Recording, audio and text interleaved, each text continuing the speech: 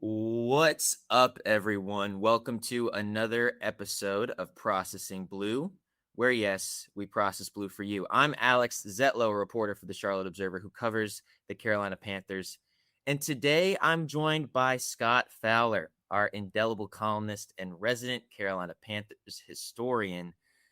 And Scott, you've been a little bit of everywhere these past few months, haven't you? Yeah, I have not done a lot of Panthers stuff except from afar. I've watched with interest everything they've done, but I've been mainly on college basketball and the Charlotte Hornets, the resurgent Charlotte Hornets. So I've been following the dribbling ball here the last few months mostly. Well, we're happy to have you today as our power hitter, Mike K, is on vacation this week, but we have a stacked and fun show for all of our listeners today. We'll talk a little NFL draft, and then later we'll be joined by Al Wallace, a key part of the Panthers' defense from 2002 to 2006, as well as someone who's on several different media ventures in the Charlotte area. Hope you'll enjoy that conversation as much as we did. It was really wonderful. But okay, first, let's talk NFL draft this year. And well, not necessarily just limited to this year, but NFL draft in general. I want you to put on your historian cap for a second and disentangle my thoughts for a moment. So I love the NFL draft. You can talk about it endlessly. You can examine it endlessly. But one thing that's frustrating about it is we talk and talk and talk about it. And then sometimes all of this reading and all this preparing is all for naught because teams just utterly surprise you. And that sort of happened last year when the Panthers took Teteroa McMillan. Like he was a second consecutive wide receiver in the first round that the Panthers took. The Panthers had never done that before. Everyone was kind of looking at Jalen Walker, who was not only a North Carolina guy, but a really productive linebacker for Georgia. He could have fit the edge position for the Panthers or the inside linebacker position for the Panthers. And at least all of Carolina, it felt like, all of Charlotte felt like, was like, okay, Jalen Walker's going to be the guy. Then the Panthers took T-Mac. Everything worked out. He was Offensive Rookie of the Year, et cetera, et cetera. You know this story. This is why I wanted to get your perspective on this, because is there a most surprising move in Panthers draft night history that you can think of? Or was the T-Mac thing among them? I want your perspective on all that. Yeah, well, T-Mac certainly in recent years that was one of the more surprising ones, but I would say there's been a couple. I'm going to give you a good one and a bad one, Alex, for balance sake, that I've seen all through the years. And so we'll start with a good one. In 2012, I was not 100% sure how to pronounce Luke Kuechly's name when he was drafted. He was listed as one of the potential players that the Panthers might pick, but they were fairly loaded at linebacker already by then. It did not seem like a place that they were going to go. And plus, he was, although he had won a lot of major awards, he was from Boston College. And I think they'd gone something like 4-8. So he wasn't a guy that people necessarily thought, and he had the glasses, the Clark Kent look, and all that stuff. But just not a guy that people necessarily thought would make it big in the NFL, would be the number 9 pick in the NFL. Well, we know how that worked out. So Luke Kuechly would be one of the positive ones that people weren't necessarily talking about a lot before it happened. Negative ones, I always say the worst draft pick in Panthers history was Ray Caruth for obvious reasons. I won't go into that sordid story today, but he was in 1997 a first-round pick that I know the team regrets they ever touched. But let's go a little bit 3 more years later, and maybe the most surprising pick, a guy I had really almost literally never heard of, was their first round pick that year. I think it was number 23, Rashad Anderson. Rashad Anderson was this big defensive back, kind of corner safety that George Seifert liked. He was the coach back in those days and kind of the de facto general manager as well. And he liked Rashad Anderson for whatever reason. I mean, we had to look up where he was from when he was chosen. He was from Jackson State. Only ended up playing 2 years for the Panthers. Really one of their biggest all-time busts. And the reason, unfortunately, was literally he kept getting busted for drugs. The NFL, it just was, sad. I mean, he just could not stay away from that, and so several times was suspended by the NFL due to various infractions of their, drug abuse policy, and now sadly is deceased. He died at age 45, died early. Not sure of the cause. But he only played here 2 years, and I just remember everyone in the media room looking around going, "Huh?" Like, didn't know where Rashad Anderson was from, and that's not always a bad thing. Luke Kuechly and many others would show you that sometimes a surprise T-Mac, a surprise is a great thing, but that was one of the really weird ones. Is there something that could happen this year that would utterly surprise you? And I know that's a strange question because if you can answer that, then it wouldn't surprise you ultimately. But like, I'm just finding that I'm talking a lot on radio shows. I'm writing a lot in the Charlotte Observer about a few positions, safety being one of them. I'm even writing about wide receiver. I'm writing about just like a few offensive tackle. These positions that the Panthers need immediately, and that there are a lot of options at number 19 in that first round. Is there something that the Panthers can do that you would just be like, and maybe not talk about specific players specifically in this question, but is there something the Panthers can do that you would just be like, yo, I was not expecting that at all? Well, I would say if they chose a quarterback, I would be very shocked. Right. Yeah, of course. Yeah, sure. Hunter, field goal kicker, a lot of those sorts of positions, they're set there. But I wouldn't be shocked on the wide receiver thing. I know you wrote a good story about that recently. And I think they can go anywhere, Alex. That's the good part, right? Because they did well in free agency. They filled some of the most gaping holes. So I really think they can go anywhere.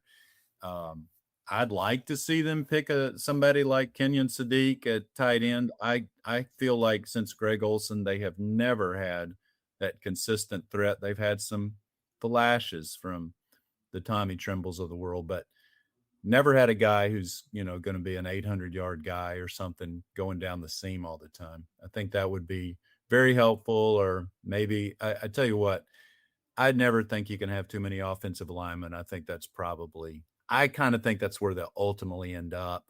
But yeah, I think it's a good draft for them in that they really can go anywhere. And it's so dependent when you're at 19 on all these other teams. You're not picking really high. They don't really know. They don't have a clue what's going to happen in those first 18 picks, no matter what they tell you. They might trade back. I don't think they'll trade up, but I think they might conceivably trade back too. Yeah. Like that movie Draft Day, anything can happen. Vontae Mack, no matter whatever the case may be. No, that's really good stuff. We'll be talking about NFL draft stuff forever until the draft weekend, April 23rd through 25th. So I'll just keep finding different ways to ask you about it, Scott. But before we, let's this is the perfect time to move on to our interview with Al Wallace. We talked to him about a variety of things, including his journey to Carolina, what the Panthers will do this year, and even at the very end, some Charlotte 49ers football talk. Take a listen. We're joined now by Al Wallace, one of my very favorite all-time Panthers. Al is in the local media now. He is part of the Charlotte 49ers broadcast team. He does a pregame show with the Panthers on Queen City News. He's on their postgame show as a contributor. But before all that, he was a defensive end for the Panthers from 2002 to 2006 and played on some of the best defensive lines in Panthers history. He was undrafted. We'll ask him about that today, and made his way into the NFL the hard way. Thought he was out of football and had taken a job as an assistant principal in Florida in 2002, but was lured back to the game by the Miami Dolphins, and then Carolina traded for him in the preseason.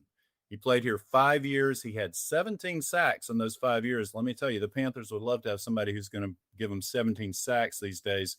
and 4 interceptions as well. Best years coincided with some of the Panthers' best seasons, 5 sacks in both 2003 and '05 when Carolina reached the Super Bowl and the NFC Championship game. Teammates with the Panthers included Julius Peppers, Chris Jenkins, Mike Rucker, Brenson Buckner, just some fearsome defensive lines he played on. Now lives in Charlotte, involved in a variety of family, businesses, and media pursuits. Al, welcome to the show. Thank you, guys. I appreciate you very much. One, for that introduction, taking me back down memory lane a lot on some of those incredible experiences that I had here in with the Panthers in North Carolina. But just being able to hear that, it makes you kind of bubble up. You don't hear those types of things every day, and then being able to join you guys is my pleasure. I appreciate you. Well, thanks, Al. And you are current with the Panthers as well as one of their legends of the past. So let me start with let's go with right now. What's going on in the 2026 draft, which is very close later this month now. Panthers have pick number 19. What do you foresee them possibly doing there? Yeah, Scott, I still think the Panthers are ultimately going to be focused on making that offense as good as possible, just sewing up some loose ends. And what I mean by that is a playmaker. I think this team still needs a playmaker. They have incredible skill position players, but do you have that home run hitter? And I think when you look at the draft, there are a couple of positions. Wide receiver, I still think is wide open. That playmaker at that position. T-Mac, incredible offensive player, the rookie of the year, just incredible job. Jalen Coker, you look at Chuba Hubbard. But now I think you still need to address a dynamic tight end. A pass catching presence at the tight end position is something that the Panthers can still focus on. And being a big guy playing in the trenches, you can never have too many offensive linemen. So continue to build depth there. But instead of looking at a singular position, guys, what I'm really looking at is a dynamic playmaker on the offensive side. And Brooks is still there. You might have that guy already on the roster, but I think you can address that in the draft as well. Al, is there anything that would just utterly surprise you that the Panthers could do at pick number 19? Because as you said, the offense is wide open. But is there anything that something happens at pick number 19 where you're just like, man, I did not expect that to happen? Another defensive end, an edge rusher. And look, I played the position, and if you can have a rotation, then you're really good. You talk about Mike Rucker, Julius Peppers, then there's Shane Burton and myself and Kim Rasmussen, so many guys, Kendall Moorhead, that came off of that bench. So you can always use guys that come off the bench and add depth to the pass rushing core of your defense. But it would shock me after the acquisition of Jalen Phillips, drafting 2 young guys a year ago. That would kind of be redundancy in my mind when there are other needs, other ways you can improve this roster. So the only thing I think that would shock me is an additional edge rusher, another young guy with 2 second-year players looking to improve this year for Dan Morgan and Dave Canales on that defense. Al, you mentioned Jalen Phillips, and of course, everyone says the Panthers had a great free agency, which makes this draft sort of wide open for them. What was your favorite thing the Panthers have done in the offseason so far? Yeah, I like Jalen Phillips because you need a veteran guy, and I always go back and refer to my time. I had been in the NFL for a while. You had guys like Brenson Buckner playing next to a second year emerging stud like Chris Jenkins, right? You had a veteran in Mike Rucker playing opposite of Julius Peppers. You need that balance on defense. So I really like not only that he's a playmaker, that he's very disruptive. The sack totals aren't there. And of course, everybody's going to, have some concerns about that along with the injury history. But a veteran guy that knows the game, that understands what to do, that can be a good role model for 2 guys that really impressed me, especially their growth. When you've seen those guys early in training camp to the development and the playmaking ability that you saw later on during the season. Drafting those 2 guys is really what the team needed. But I love Jalen Phillips because he is disruptive. He's going to cause chaos, and that's what you need. Someone that's going to live in the backfield, that's going to speed up the timing in the process of a quarterback and an offense, and that's the name of the game on the defensive side. Al, a little bit of a leading question here, so forgive me in advance, but does this Panthers era, does this Panthers team remind you at all of the 2002, 2003, 2004 era of the Carolina Panthers? And um, what I mean by that exactly, is last year I got the chance to talk to Brenton Buckner actually, and I asked him, "Hey, does this 2002 draft feel at all like the drafting of Julius Peppers in 2002?" I'm not making the comparison between Teteroa McMillan and Julius Peppers quite yet, but the team was ascending at the end of 2024. Bryce Young looked really good. They then got a weapon that ultimately and was supposedly going to elevate his game, which Teteroa McMillan obviously did. And it was kind of the same thing in 2002. That defensive line was already really good, and they just added to it with Julius Peppers. Um, the teams do have similar characteristics in some other ways. Al, am I being a little too optimistic by drawing the comparisons between these two eras of Panthers football? I don't think so, because when I look at it, and I'll even go to what the Hornets are doing now, the one ingredient we had that no one in the NFL accounted for in 2003, we didn't know we weren't supposed to beat everybody. We didn't know weren't supposed to be the cardiac cats and watch John Casey kick the ball through the uprights. So when you play with that type of maybe ignorance, if I can use that word, you just do your job. You trust the coaches. And what I saw from this 2025 iteration of the Panthers was a team that finally started to trust what Dave Canales and Dan Morgan were planning. I think a lot of us, if we're honest, there's some doubt. Like, what are we doing? Like, what is Dan Morgan doing? What is Dave Canales doing as a play caller, as a head coach? And then you start to see it click and come together. And it is just that one missing ingredient. It could be just a T-Mac. And then it was, a guy like Rico Dowdle coming in and providing that spark. We had Stephen Davis. Remember, we didn't have that guy in 2002, but that last 6-game stretch, winning the last 3 out of 4 in 2002, propelled us to an incredible offseason where we bonded, where we learned how to love each other. We trusted the guys next to us, and we trusted John Fox and the plan that he was trying to teach us, and that was, we're going to play tough. It was not going to be pretty. That is not who we were going to be. But we're going to win football games. We're going to drag people to the deep end, and when they could no longer breathe, we're going to put them under the water, and that's what we did for 17 weeks, 16 games in 2003, and found ourselves in Houston in the Super Bowl. So I think you're right, Alex. Very similar, and there are one or two pieces away. Now we don't know if those pieces are Jalen Phillips bringing in some offensive linemen to solidify the depth at that position, but it could be in the draft. It could be another young piece. But the confidence of Bryce Young, I think the experience now of Dave Canales and that team coming together, the love, the bond, the belief in one another is very reminiscent of those teams I played in on 02 and 03. Al, I have always, I've covered all the Panthers teams, hence this gray hair. And I've always told people that Chris Jenkins, to me, is one of the most underrated players the Panthers have ever had, because for 3 years or so in there, his prime, he was basically Derek Brown, maybe better.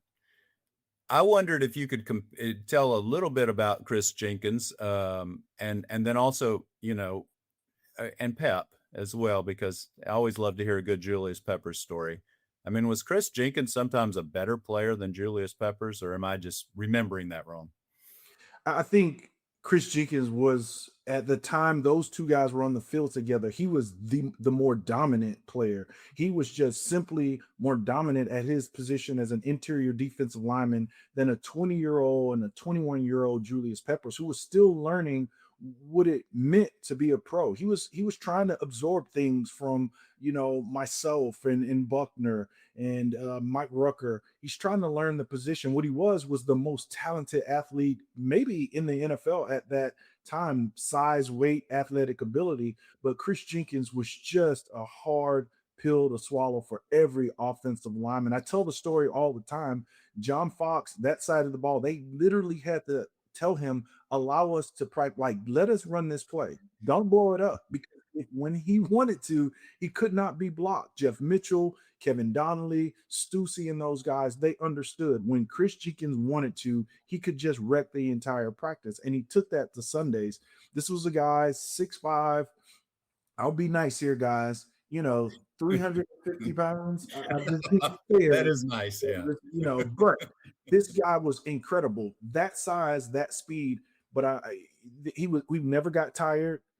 He was as quick and as agile as anybody on the field, like guys like Steve Smith. See, he was as athletic and nimble as anyone at that size. So yeah, there was a changing of the guard, in that heated rivalry with the Tampa Bay Buccaneers came because Brenton Buckner literally told Warren Sapp, it's over. Here's the new guy. This is the new face of interior defensive lineman. He did it his way. He was always a jokester. He lived life 1,000 miles an hour, and he played that way too. You're talking about an incredible force. You are not wrong. He's probably the most dominant guy we had on that defense. Julius Peppers, the best athlete, of course, with the gold jacket now. Yeah.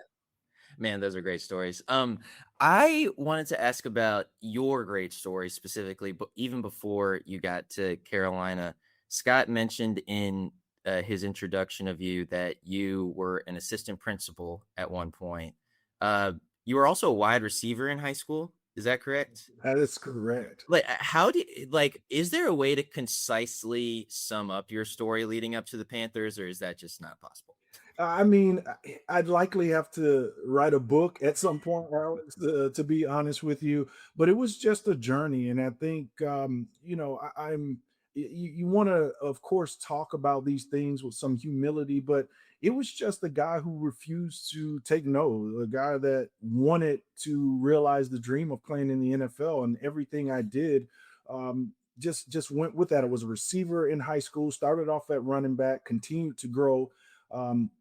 Landed in Maryland in August of 1992 when I was a 6'2", 185-pound guy, wore number 86.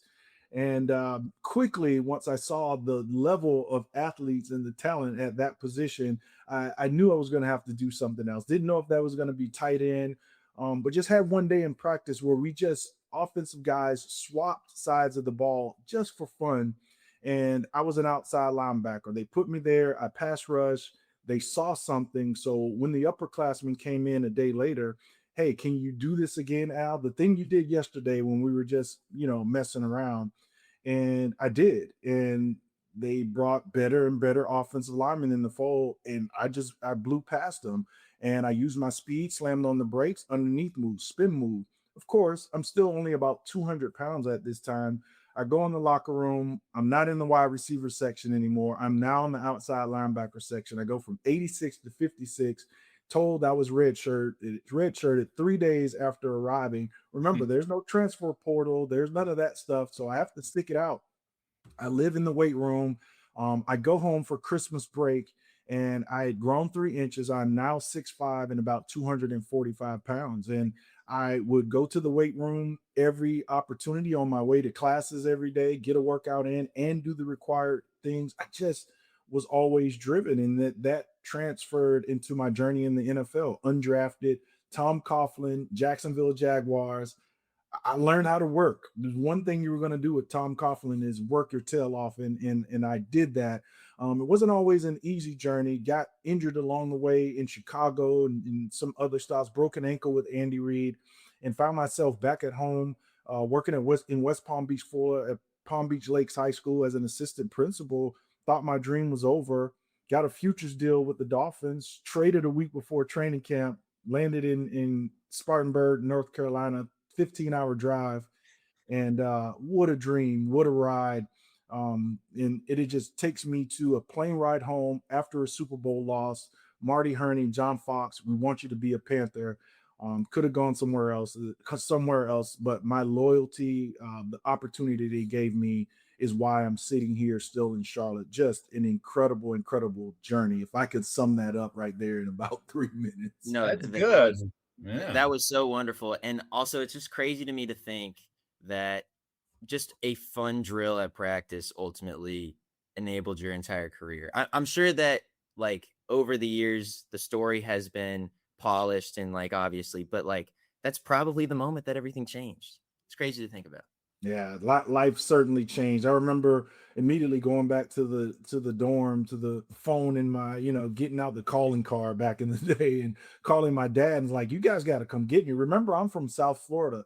Hey, you got to come get me. I don't belong here. They're putting me at defensive end. I'm 200 pounds. I'm getting destroyed. But that was motivation to get in the weight room. And I just celebrated last week my 52nd birthday, and I'm still in the weight room. I'm still trying to stay in shape, but it was built in all those days, man, of just getting knocked around and beat up. And I didn't quit, and I competed, and I found myself obviously in the perfect position in the life and the career that I've had that came through Charlotte right here with the Panthers.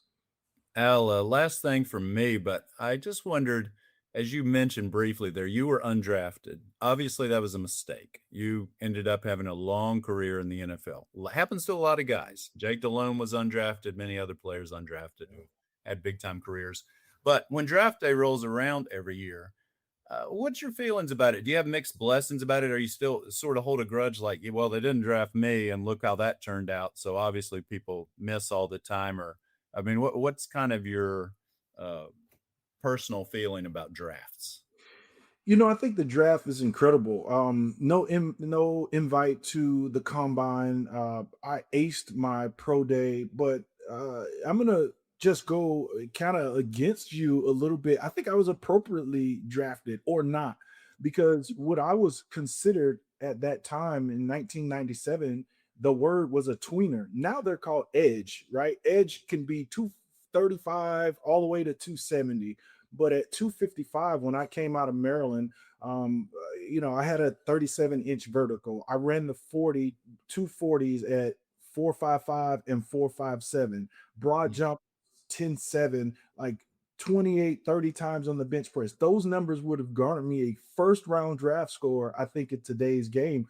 But in 1997, it was not the wide open passing game it is today. So I was considered a tweener, probably too big to play linebacker and no experience dropping off from coverage, but too small to be the 280, 290-pound defensive ends that currently existed in that era's game. Heavy run game. You think about the Cowboys of that era. Um, and so I think I was appropriately not drafted, but what it did is it gave me an opportunity to shine a light on what my strengths were. And that was just outwork in the room. I was never as talented, obviously, as Julius Peppers, and I was never as technically sound and proficient as Mike Rucker. What I was smack dab in the middle. But the thing I brought to the table, and it's not saying they didn't have it, there was not a person on any 53-man roster that I had been on that was willing to go to the places I was as far as working, giving you everything I had. I was very versatile at defensive end to run down and play special teams. That kept me around on NFL rosters for 10 seasons because of my ability to do so many things and to just outwork the room. And I try to tell that to my kids, the kids I coach, people that I'm around, speaking engagements. That was my superpower. It still is in everything I do. I'm just going to outwork the room. So appropriately undrafted, um, tough road. I wouldn't change it for the world. It built a lot of character in me, and hopefully a model for others who are going to be in this position coming up. The draft is unbelievable, but it's not the end of, or it's not the beginning of it's not the end of the story. It's the beginning, is what I'm trying to say. Yeah, absolutely. That was great. This has been really awesome, Al. I'm going to have one final question, and we're going to talk about Charlotte 49ers football, if you will oblige us for just a quick second. Head coach Tim Albin's going into his second year there. What are your initial impressions of the 49ers this year, and what should the people of Charlotte expect from this team? Yeah, I think high expectations, right? And of course, you never want to sound like you're disparaging anyone else that came before Tim Albin. But the difference is, from a football lifer from 9 years old, I still work in football now. This is a football guy.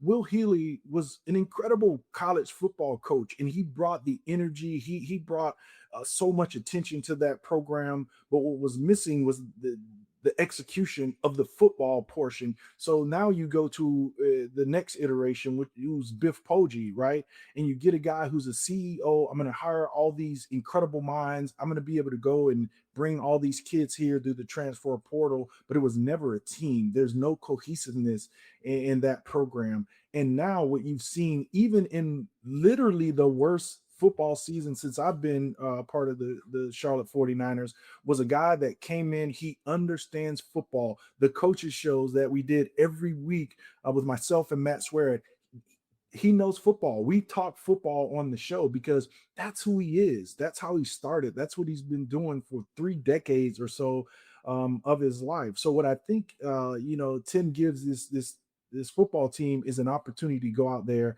and execute, is to scheme up guys, is to have really good game plans. And you can see that now what you have to do in his second year is get the talent, get the pieces. And there are so many factors that go into that, Alex, as far as, the collectives and the money that the team is in, the program, the school, university is going to have to put together to be able to give him what he needs to field a good product. But I think they had good fundamentals. They had great talent. It was spread throughout the roster. But if you can kind of condense that and get it to come together in year two, I think we're going to see a program that's going to turn around quickly. 7 years ago, I walked onto that campus and I lived maybe 10 minutes away. I had no idea of the resources, the facilities, everything that has been built there in Charlotte. And I was completely blown away by what it looks like to be there on campus. And if you can get kids to buy in and to believe in the program, with what I believe is the best coaching staff that this football program has had, you're going to start to win. You're going to see this thing turn around. And I'm excited to see what Tim Albin can do here in year two. Well, Al, this has been terrific. Thank you for giving us a Charlotte 49ers preview as well. I saw Wes Miller, their new basketball coach, the other day, and he said he's tired of hearing of the Charlotte 49ers as a sleeping giant. He says this Giants got to be waking up at this point. So hopefully so. But we thank you for all your Panthers stories and all your just your journey and also your thoughts on what they're going to do this year. So thanks very much, Al Wallace, for being on Processing Blue. I appreciate it. I appreciate the guys you do. And a huge part of why I do this now is my time specifically in that Panthers locker room and having the connections and the relationships with you, Scott, and everybody else that covers the team, and just being so gracious and understand the job that you all have to do, and kind of being on the other side, just how difficult that could be, challenging that could be at times. So just wanted to say I appreciate everything you do. And obviously I'm in this game because of people like you all that just cover the game in the right way. All right. And we're back. Well, that was just great. I really enjoyed Al's willingness to really share his story. I was not expecting him to be so to be able to explain such a long and great story in 3 minutes and so concisely. It was really impressive. Scott, what was your favorite part of the interview?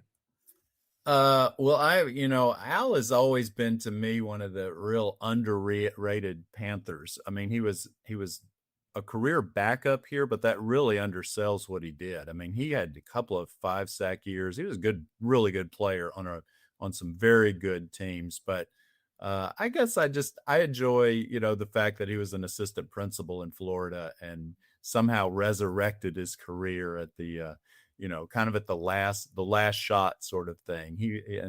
Also, I like the fact he was a wide receiver in high school, because who would want to have tackled Al Wallace in high school? I mean, the guy's 6'5", probably 285. That was probably what he played at here. And yet that guy was fast enough to be this is a guy who could post some 4.5s in the 40. I mean, he was a freakish athlete, and probably wasn't, on many teams by the time he was in his prime could have started, but they had Peppers and Rucker here. But man, he was a really fun player and really does a lot of great stuff for the community too. So big fan of Al Wallace and appreciate him coming on the show. Yeah. And I love what you asked him about how he felt about draft night.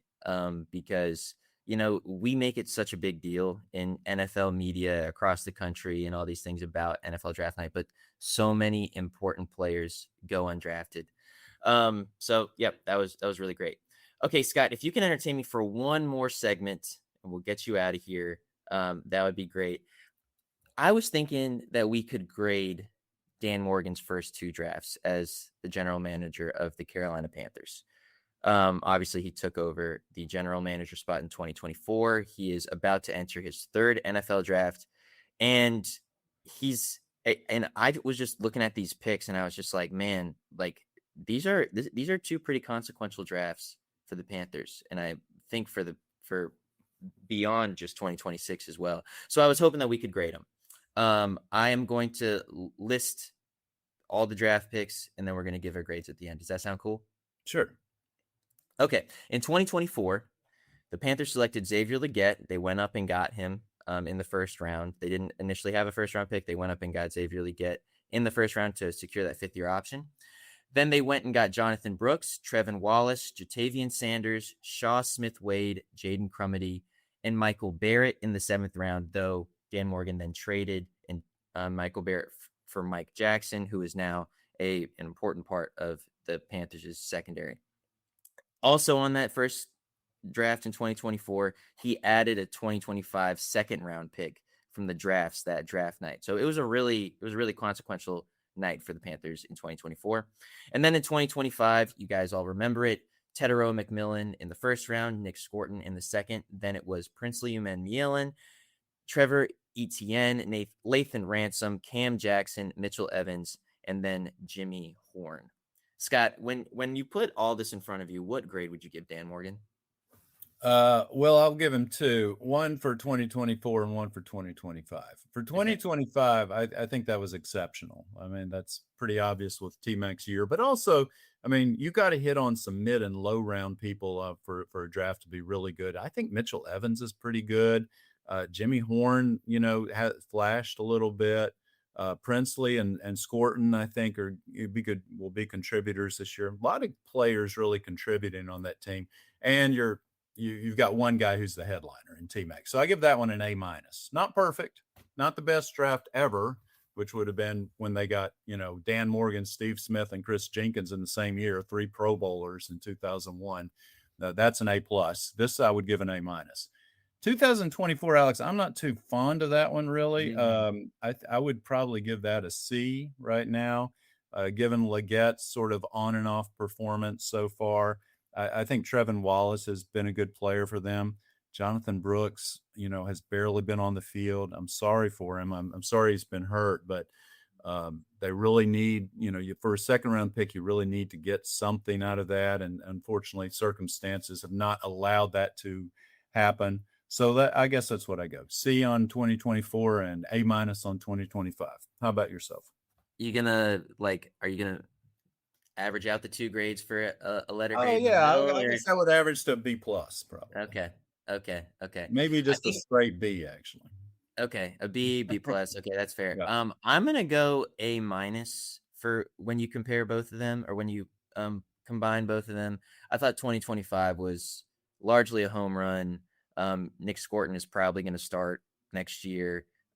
Princely is he still has some coming up to do, but they really like Trevor Etienne. They really like Lathan Ransom and how he can kind of be the future of that safety group. 2025 was really good. And then in 2024, yes, I understand the Jonathan Brooks of it all. I am still really high on him. I think that he can have a really impactful year in 2026. So I'm not out on that pick just yet. I think the Mike Jackson acquisition, I'm lumping that in all the 2024 draft night stuff. And that has just changed this defense entirely. It's kind of hard to imagine what this defense would look like without cornerback Mike Jackson. And then like you just gotta take into account that they just didn't have a lot of draft capital in 2024. Dan Morgan had to make a lot of things happen because the previous regime, the previous front office exhausted a lot of draft capital stuff to get Bryce Young and to do a whole bunch of other things. So overall, I am giving Dan Morgan an A-, which is a slightly higher grade than what you gave him. But I think that Dan would think both of our grades are pretty fair. Scott, anything that I need to hit on before we get on out of here? No, I don't think so. It's been fun. Awesome. Well, with that, thanks as always for listening to our pontifications on all things Panthers with Scott Fowler and myself and our wonderful producer, Zach Dennis. Please subscribe and follow us on Spotify, Apple Podcasts, or wherever you get your podcasts by searching Processing Blue. And if you watch us on YouTube, please subscribe to our YouTube channel and click on the bell icon to get notified whenever new episodes drop. And finally, please be sure to stick to charlotteobserver.com for all of your Panthers needs. Scott, stay humble, stay creative, and keep processing.